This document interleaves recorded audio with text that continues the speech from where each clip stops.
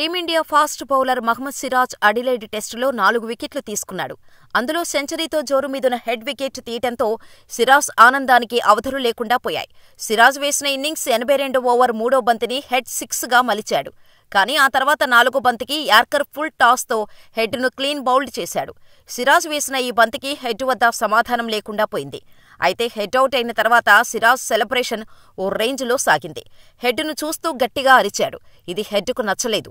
అతను క్రీజ్ దాటి వెళుతూ సిరాజ్ను ఏదో తిట్టాడు. ఇద్దరి మధ్య కొన్ని సెకన్ల పాటు చిన్నపాటి గొడవ సాగింది.